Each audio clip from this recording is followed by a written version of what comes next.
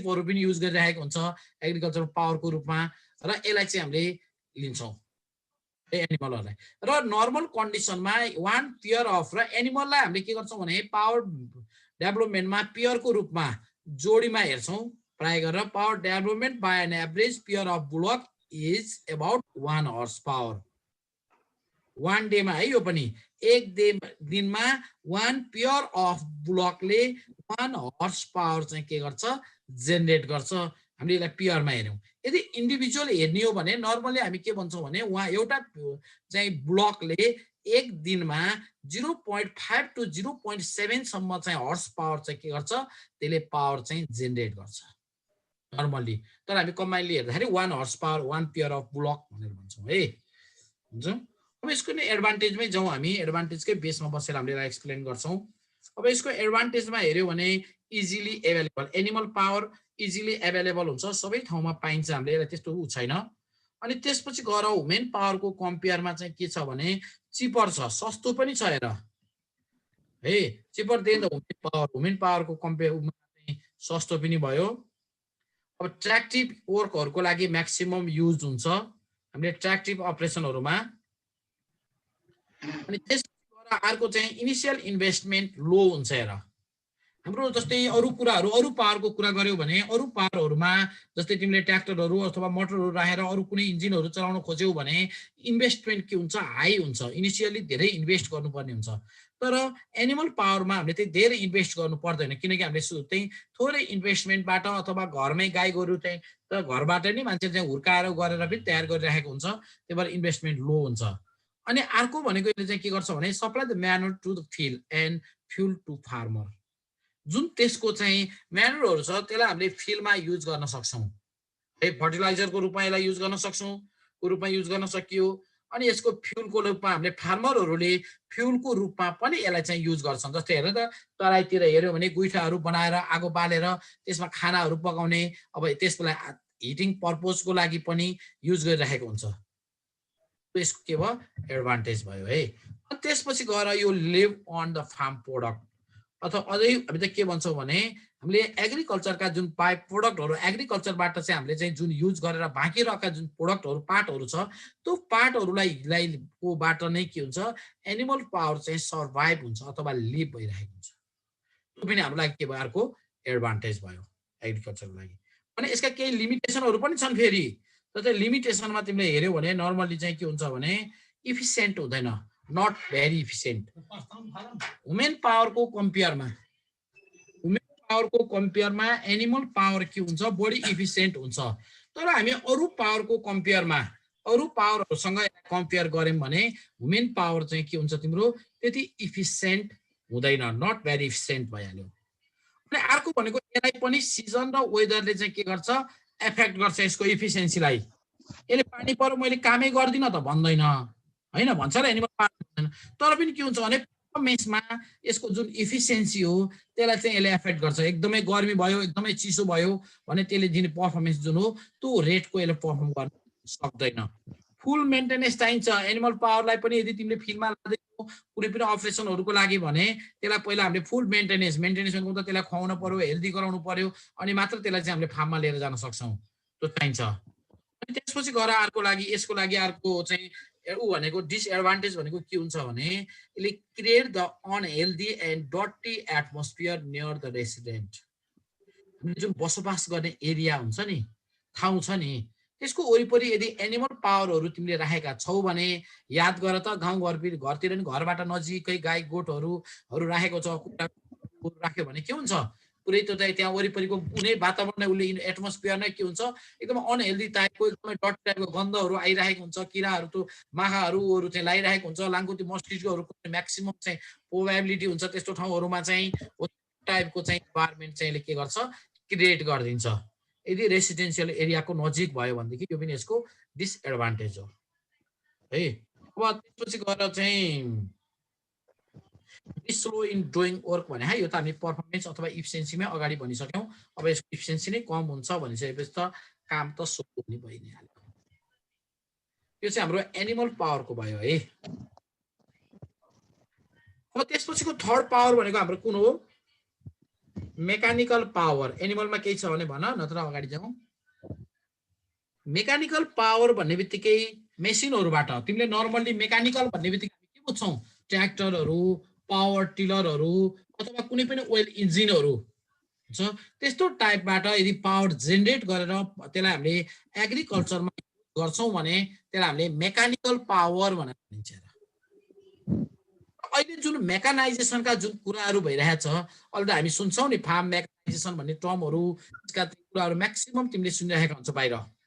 हो त मेकानाइजेसनको कुरा गर्दाखेरि यो मेकानिकल पावरकोले चाहिँ के हुन्छ, त्यसलाई चाहिँ फोकस गरिरहेको हुन्छ। त्यसले मेकानाइजेसन ट्र्याक्टर युज गर्ने, पावर टिलरहरू युज गर्ने भनिरहेका हुन्छौँ र ती पावरहरू सबै के हुन्, हाम्रो मेकानिकल पावरभित्र पर्छन्, मेकानिकल पावरहरू हुन्। अब मेकानिकल पावरहरू अहिले बिस्तारै हामी त्यही धेरै चाहिँ हामी मेकानिकल पावरमा डिपेन्ड त छैनौँ भनिहालेँ मैले। Animal power is most principal power अथवा सोर्स अफ पावर नेपाल हो। नेपालको लागि त प्रिन्सिपल सोर्स अफ पावर भनेकै एनिमल पावर हो। तर पनि मेकानिकल पावर अहिलेको तराई एरियातिर जुन हाम्रो तराई पार्ट छ, जहाँ चाहिँ हाम्रो चाहिँ ल्यान्डसाइडहरू चाहिँ अलिकति लार्ज साइजको छ, त्यस्तो ठाउँहरूमा चाहिँ के छ, हामीले मेकानिकल पावरहरूलाई पनि युज चाहिँ गर्दैछौँ बिस्तारै। यसको इफिसियन्सी हेऱ्यो भने एकदमै हाई हुन्छ। हेर, मेकानिकल पावर भन्ने बित्तिकै एनिमल पावर, ह्युमन पावरको कम्पेयरमा के हुन्छ, यसको इफिसियन्सी हाई हुन्छ। वेदरले र सिजनले एफेक्ट गर्दैन। ट्र्याक्टरले आज पानी पर्यो मैले जोत्दिनँ भनेर बस्दैन, जोत्दै गर्दाखेरि त्यसको पर्फर्मेन्समा केही एफेक्ट गर्दैन। त्यसले यसलाई वेदरले पनि एफेक्ट गर्दैन है, अब यसको सिजनले पनि के गर्दैन, एफेक्ट गर्दैन यसलाई।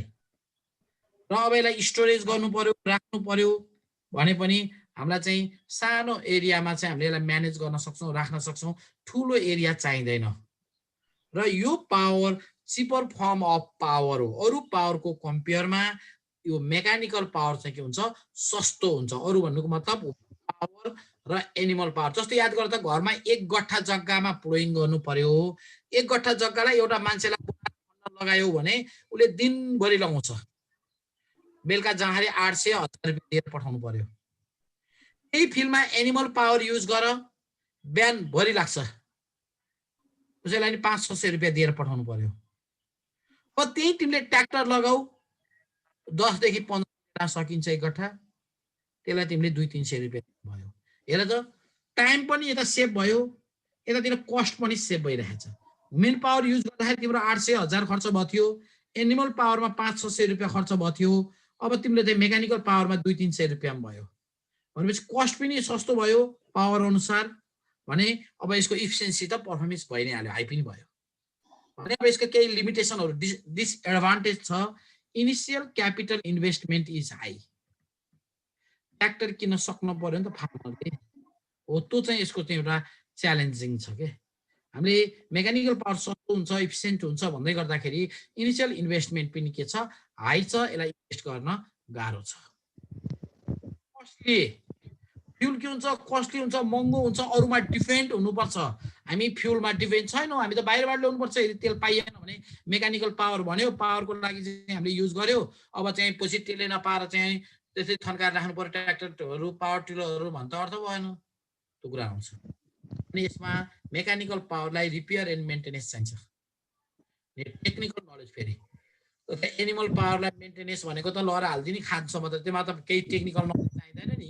तर तिम्रो मेकानिकल पावरहरूको लागि रिपेयरिङ एन्ड मेन्टेनेन्स गर्नका लागि हामीलाई के हुन्छ, गुड टेक्निकल नलेज चाहिँ आवश्यक पर्छ, चाहिन्छ। यदि गुड टेक्निकल नलेज भएन भनेदेखि हामीले के हुन्छ, यसलाई ह्यान्डल गर्न अथवा यसलाई रिपेयर एन्ड मेन्टेनेन्स गर्न सक्दैनौँ है। अब त्यसपछिको अर्को नेक्स्ट भनेको केही छ भने भन है। क्वेसन भन्न त केही छैन, बिचमा तिमीले क्वेसनहरू जतिखेर राख्न सक्छौ। Electrical power. अहिले त इलेक्ट्रिकल पावरलाई त हामी त के भन्छौँ भने मेकानिकल पावरमा मैले इफिसियन्सी हुन्छ भन्दै गर्दाखेरि, सस्तो हुन्छ भन्दै गर्दाखेरि पनि हामीले अहिले प्रमोट गर्नुपर्ने पावर भनेको के हो, इलेक्ट्रिकल पावर हो। इलेक्ट्रिकल पावर जस्तो सस्तो पावर कुनै पनि छैन। हेर, भेरी चिप, चिप मात्र होइन कि very cheap form of power भनेको नै हाम्रो के हो, इलेक्ट्रिकल पावर हो एउटा। हामी यो कसैमा डिपेन्ड हुनु पर्दैन, यदि तिमीले इलेक्ट्रिक पावरलाई युज गर्दैछौ भने अब मेकानिकल पावरमा डिजेल पेट्रोलको लागि अरूमा डिपेन्ड हुनु पर्थ्यो भने यसमा अरूमा डिपेन्ड पनि हुनु पर्दैन, सस्तो छ एकदमै, अरूमा डिपेन्ड हुनु पर्दैन, इफिसियन्सी हाई हुन्छ। मेकानिकल पावर भन्दा इलेक्ट्रिकल पावरको इफिसियन्सी अझ गुड हुन्छ, पर्फर्मेन्स हाई हुन्छ है।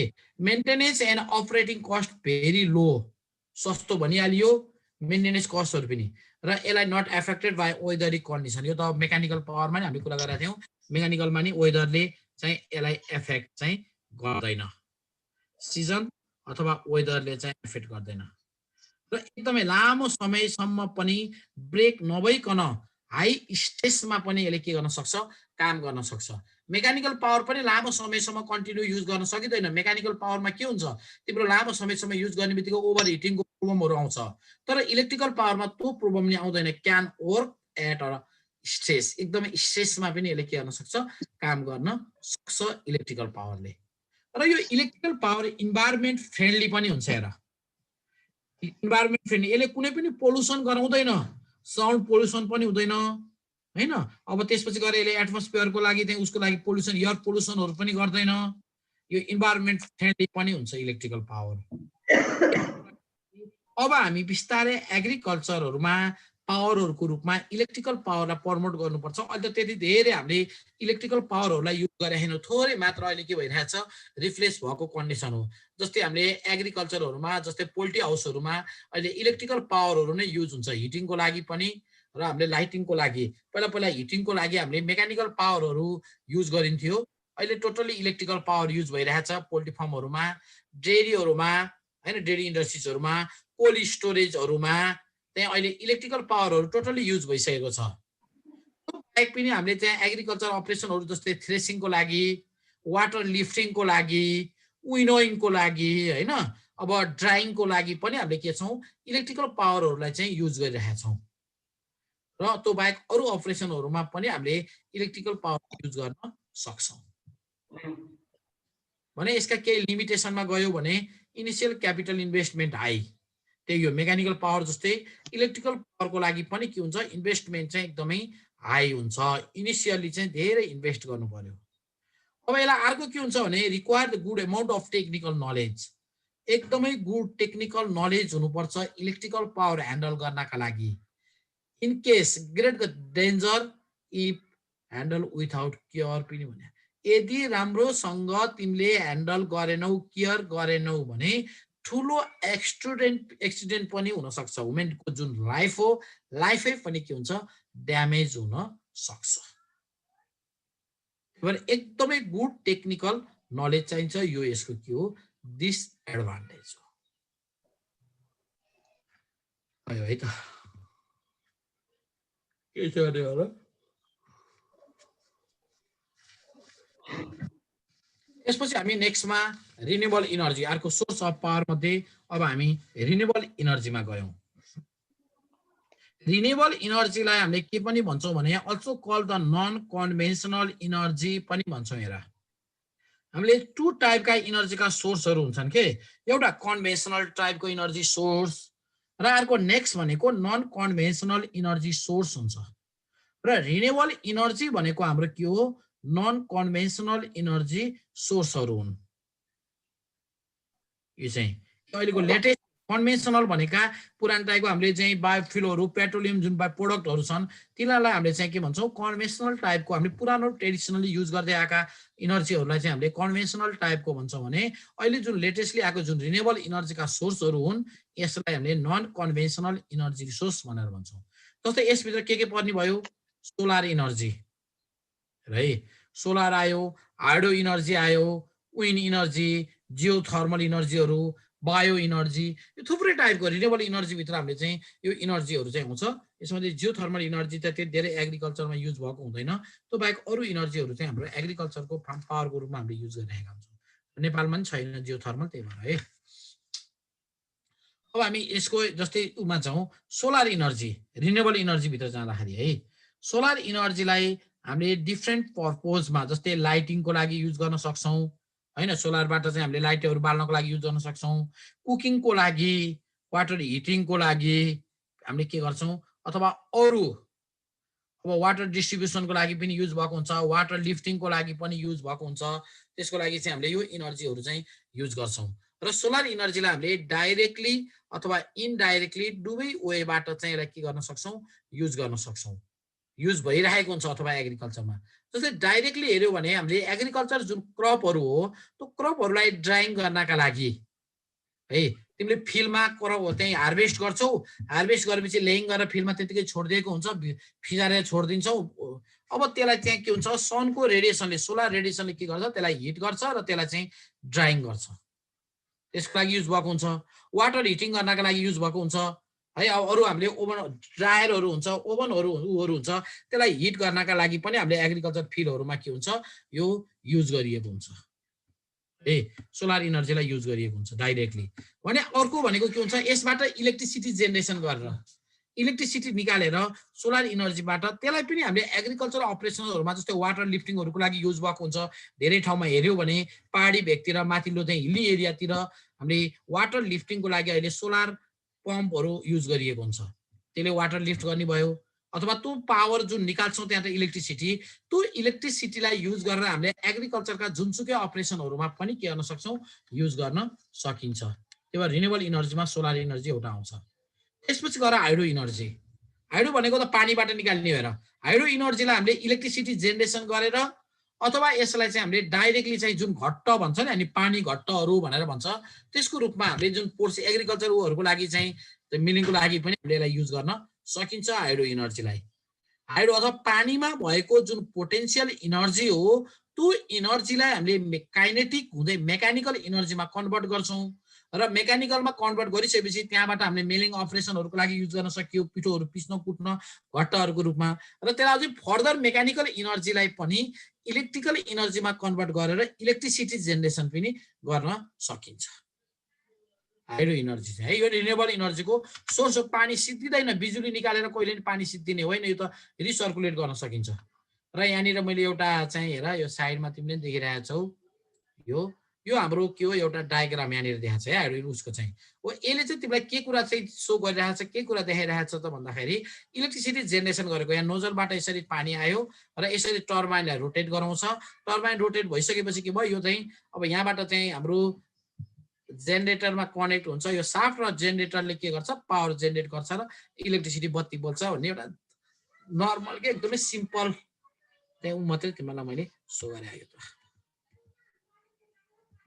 अब त्यसपछि गएर अर्को रिन्युएबल इनर्जीको सोर्स भनेको तिम्रो के छ, विन्ड इनर्जी छ।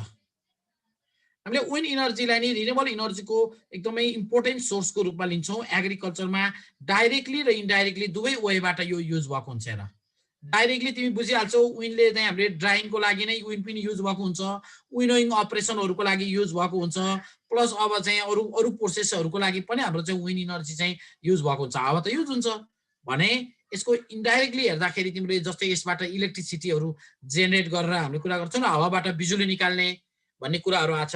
इलेक्ट्रिसिटी जेनेरेसन गरेर किन भन्दाखेरि यसबाट हामीले चाहिँ हावा टर्बाइनहरू युज गर्छौँ, रोटरहरू ब्लेडहरू युज गर्छौँ। हावाले यसलाई रोटेट गाउँछ, रोटेट भएपछि त्यो मेकानिकल इनर्जीमा कन्भर्ट भयो। त्यो मेकानिकल इनर्जीले के गर्छ, यो चाहिँ जेनेरेटरलाई रोटेट गर्छ र यसले इलेक्ट्रिकल इनर्जीमा कन्भर्ट गर्छ।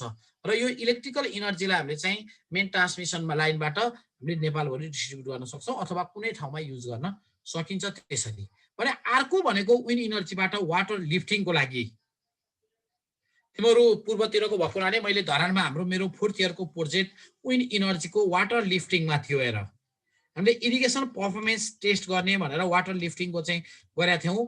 मोरङको रानी भन्ने ठाउँबाट भित्र है, त्यहाँबाट धेरै भित्र हो, रानी भन्थ्यो, हामीले त्यति मजाले बुझेन। फिल्ड थियो, त्यो फिल्डमा हामीले रिसर्च गरेका थियौँ। त्यहाँको विन्डको स्पिडहरू मेजर गरेर हामीले गरेका थियौँ। त्यहाँनिर हामीले यो सेट गरे हो। अहिले त कन्डिसनमा छ कि छैन यो विन्ड मिल चाहिँ, हामीले के गरेको थियौँ भने इनारको पानी लिफ्टिङ गर्नका लागि हाम्रो त्यहाँतिर इनारहरू हुने पानी हुने हो, त्यसलाई लिफ्टिङ गर्नका लागि हामीले के गरेको थियौँ, विन्ड इनर्जी यसबाट टर्बाइनलाई रोटेट गराएर अनि त्यो रोटेट भइसकेको त्यो इनर्जीलाई चाहिँ हामीले रेसिप्रोकेटिङ पम्पको रूपमा चाहिँ अपरेट गराएर फेरि पम्पले चाहिँ वाटर लिफ्ट गर्ने तरिकाले सेट गरेका थियौँ र हामीले चलाएका थियौँ। हामीले त्यहाँ इन्स्टल पनि गरे हो। अब अहिलेसम्म त नहोला है, 15 वर्ष भइसक्यो। अब चाहिँ होला नहोला त्यहाँनिर। त्यसपछि हामी जाँदैन गइएन हेरेको पनि छैन है। यो चाहिँ यसरी पनि विन्डबाट वाटर लिफ्टिङको लागि पनि हामीले एग्रिकल्चरमा वाटर लिफ्ट गरेर इरिगेसन पर्पजको लागि पनि विन्ड इनर्जीलाई युज गर्न सकिन्छ। अब त्यो बाहेक अरू भनेको रिन्युएबल इनर्जीमा बायो इनर्जीहरू जस्तै इम्प्रुभ कुक स्टकहरू चाहिँ बनाएर बायोमासहरू दाउराहरू हुन्छ नि त्यसलाई युज गरेर जेट्रोबाहरूलाई युज गरेर यसबाट चाहिँ ओइलहरू निकालेर त्यसलाई पनि युज गर्न सकिन्छ। अनि त्यहाँ ब्रिगेडहरू यसरी चाहिँ तयार गरेर होइन हामीले एग्रिकल्चरका बाई प्रोडक्टहरूलाई नै युज गरेर गराउने हो त ब्रिगेड पनि युज गरेर पनि हामीले चाहिँ के गर्न सक्छौँ इनर्जी चाहिँ जेनेरेट गर्न सक्छौँ एग्रिकल्चरमा युज गर्ने इनर्जीहरू। त्यो बाहेक बायो इनर्जी बायोग्यासहरू होइन बायोग्यासहरूबाट पनि हामीले चाहिँ पावर जेनेरेट गरेर त्यसलाई एग्रिकल्चरमा अथवा एग्रिकल्चर फार्मरहरूले चाहिँ युज गर्न सक्छन्। यो पनि हाम्रो एउटा इनर्जीको सोर्स हो। यति अलिकति फास्ट गरेँ। अब हाम्रो त टाइम जम्मा 1 मिनट मात्रै देखाएको हुनाले गर्दाखेरि अलिकति स्किप गरेँ। के छ सिस्टम चाहिँ हाम्रो 1 आवर भनेर हामी रिजोइन गरेर 1 आवर कन्टिन्यू गर्ने हो कि कस्तो थियो? कुन योभन्दा अगाडि कस्तो भयो थियो भन त? सर यो जुममा चाहिँ नि 40 मिनट्स मात्रै टाइम पाइँदो रहेछ क्या? पाइन्छ? जुममा त्यति हुन्छ। कलेजको जेनुन किनेको भएदेखि चाहिँ अनलिमिटेड हुन्थ्यो। अब तिमीले त यो त क्र्याक भर्सनमा चाहिँ सेट गर्यौ। यो क्र्याक भर्सनको चाहिँ 40 मिनट मात्रै हुन्छ। 40 मिनटमा सकिन्छ टाइम। अब हामी चाहिँ के गर्यो योभन्दा अगाडि क्लास